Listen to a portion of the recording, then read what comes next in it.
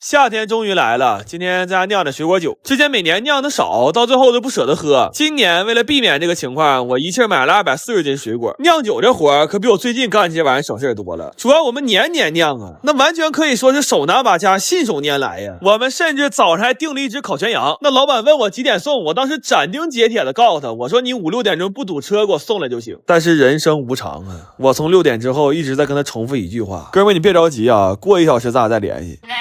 后来收拾梅子收拾的实在是太闹心了，将近5000粒啊，每一粒一粒挑啊，整整干了7个小时。我后来一度看啥都是绿的。那天看直播都有印象吧？那屁股恨不得都定蹬着了，尿尿都不起来，但就是干不完呢。后来选菠萝的时候选的是鸡尾，本来的菠萝选完了能放半罐，但是我们选的就剩1/3了。这1/3能保住，也是因为后来把羊拉回来了。就这属于一个什么原理呢？那拉磨的驴累了，你给它挂一根胡萝卜，它多少也能坚持坚持。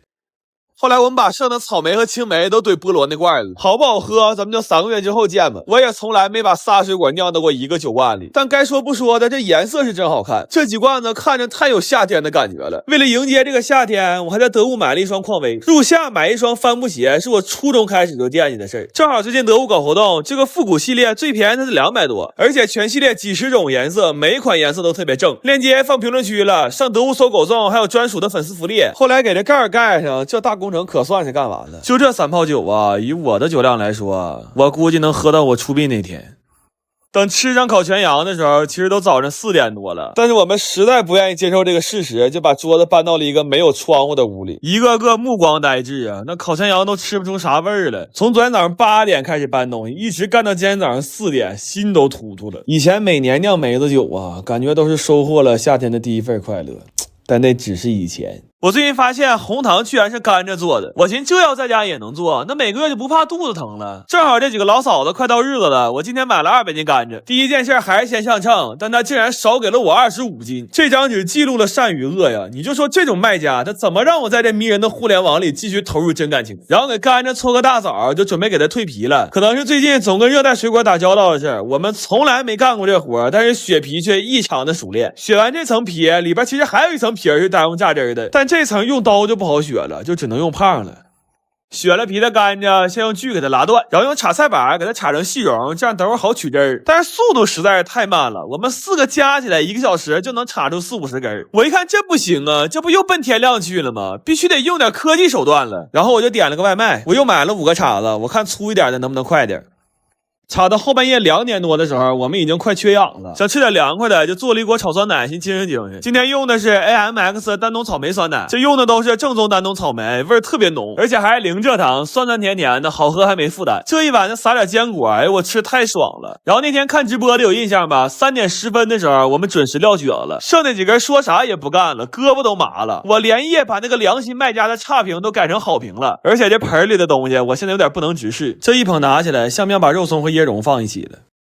甘蔗和姜汁儿啊，正好这么一大锅。我现在都有经验了，这一锅最少6小时。然后想起熬椰子油的事儿，给我点启发。我这回先把明天早上的晚饭做出来，而且我看看这个红糖能不能抵得住海鲜的寒性。这锅糖水啊，熬了5个小时就很浓稠了，然后就生给它搅成太妃糖，这样就可以装模具了。后来冷却了，它居然真的变成红糖块了。这一大块看着多踏实，那老母牛肚子疼也够喝了。然后锅里还剩点嘎巴，赶紧盛出来给老嫂尝尝。但此时我产生了一个新的疑问，因为我熬的时候只放了甘蔗汁和姜汁，那是不是说以后肚子疼的时候可以直接吃甘蔗呢？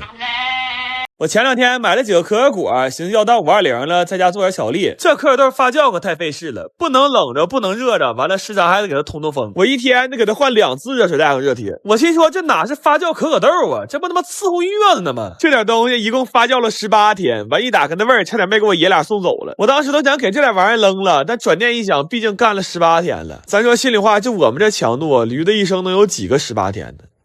给这碗豆烘干、炒香、扒皮，整完都半夜了。不过石磨一拿出来，我们又开始兴奋了。我寻思这点豆磨半小时肯定完事儿了，但是人生无常啊，石磨太凉了，那磨一磨就堵死了。完加热还怕它炸了，好在我留了个后手，我还买了个石臼。但我纯是脑瓜让驴踢了，我买这玩意儿太大了，8斤的棒水拎都拎不动。完了，我们用现有设备组了一道流水线，但就这速度磨呀，别说520了，7夕能吃上都算是烧了高翔了。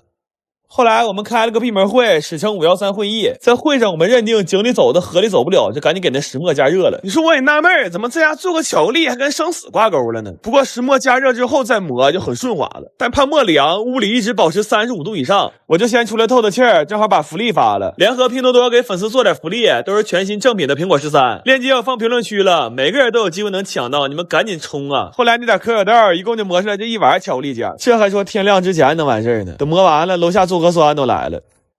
这个巧克力脱模了还是挺漂亮的，但吃之前我算了算账，买可可果花了320，相当于100块钱一板巧克力。我长这么大也没吃过这么贵的巧克力呀，而且是用了20天0一夜，冒着被炸的风险做出来的纯手工巧克力呀。然后我们就怕它苦啊，熬的时候还加了一管炼乳，后来尝了一口，我气啊呀，那叫一个干难吃啊！我们甚至吃的时候还蘸了点炼乳，那都不行啊！那嚼一口就跟吃了一嘴中药渣子似的呀！就这么说吧，我后来喝了一瓶黄振龙，都喝出可乐味来了。我最近发现，只用大米和水居然能做出来米线，这事儿我太想试试了。我从来也没吃过不放胶的米线呢。主要是我看了一个教程，它写的也不太难。它的原理呢是先想办法把馅米变成粘米粉，后面就跟做手擀面差不多了。我一看这个我行啊，但是奈何它人生无常啊。我们干了20个小时，但其实就干出来仨事儿。拉磨，冰了几瓶元气夏日限定的海盐水果，做米线失败。我后来半夜时候非常暴躁，因为之前不管做的好吃难吃，它起码有口吃的。你等今天这个，我们即将迎来的却是一锅热气腾腾的大米汤。后来我仔细研究了一下这个教程，我发现这个傻作者好像是卖米线的，但是好在有粉了。我睡醒之后又研究了一下大姨和花花的教程，这回明显靠谱多了，但问题是它粘性够了，胶性不够。下锅之前都可好了，但一煮就碎了。后来我们又翻到了一个金点子，说把米饭蒸熟了，打成团的压面条。家里倒是有蒜捣的，但没吹2下，小胖就掉凳了。后来就拿地下锤去了，但是时间太晚了，怕这么锤把楼下老太太锤没了。然后为了减少地板的共振，就把我弟垫蒜捣底下了。但是这样有可能老太保住了，地没了，所以这个金点子我们也放弃了。看着这段直播的人，那纯属是掏上了。后来实在干不动了，好在昨天冰了几瓶新口味的元气，有海盐椰子、菠萝、柚子，可盐可甜，特别清新，果味也特别浓。夏天冰镇一下喝可太爽了。主要它是0糖0脂0卡，喝了一点压力都没有。后来有一个食品专业的学生给我们发了一个非常专业的配方，但是我俩一起试了一下，在不加食用胶的情况下，还是没办法做出整根的米线。他后来还试图和我探讨如何能更优化，但我告诉他你个人干吧，我干不了。我给他普及了一个比较冷门的课外知识，我说哪怕是一头驴，它的阳寿应该也是有限的。做了2天2夜，我们到底还是没能只用大米和水做出一份米线。第3天上午，我们把这2天失败的米线都打扫了，做了3天2宿，做出一锅骨汤大米粥配肉酱。那赶小胖讲话了，我们本来是想做全网最真实的美食博主，但现在最多算是个最真实博主，我们做不出美食来了。